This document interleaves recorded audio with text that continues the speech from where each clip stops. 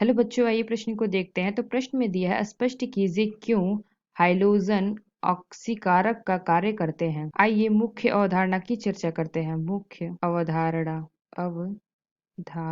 तो प्रश्न में क्या दिया है कि जो हमारा हाइड्रोजन है वह ऑक्सीकारक का कार्य करता है। तो हम जानते हैं कि जो हमारे F2 फ्लोरीन, क्लोरीन और ब्रोमीन और आयोडीन, यह क्या करते हैं, ऑक्सीकारक का कार्य करते हैं।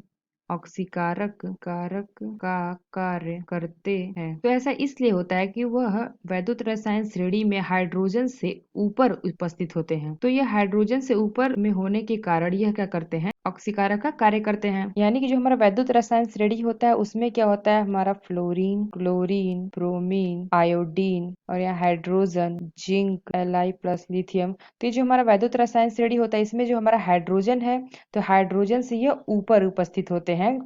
फ्लोरीन, क्लोरीन, ब्रोमीन, आयोडीन, इसलिए क्या करते हैं, यह ऑक्सीकारक का कार्य करते हैं। तो इसमें क्या होता है, जो हमारे फ्लोरीन, क्लोरीन, ब्रोमीन और आयोडीन होते हैं, इनमें ऑक्सीकारक ऑक्सी ई नॉट का मान, यानी कि मानक अपचयन विभव का मान उच्च होता है, उच्चता है। और जो हमारे हाइड्रोजन के ये नीचे वाले तत्व होते हैं, यह क्या होता है, इनका मानक अपचयन विभव का मान कम होता है, यानी कि निम्न होता है। तो ये जो हमारे हाइड्रोजन है, तो हाइड्रोजन के ऊपर वाले जो तत्व होते हैं वह धनावेशित होते हैं और हाइड्रोजन के नीचे वाले जो तत्व होते हैं वह ऋण आवेशित होते हैं। तो ये जो हमारे ऋणात्मक होते हैं नीचे के मान, हाइड्रोजन के जो नीचे वाले मान होते हैं यह ऋणात्मक होते हैं, यानी कि इनका जो यह अपचायक होते हैं, अपचायक।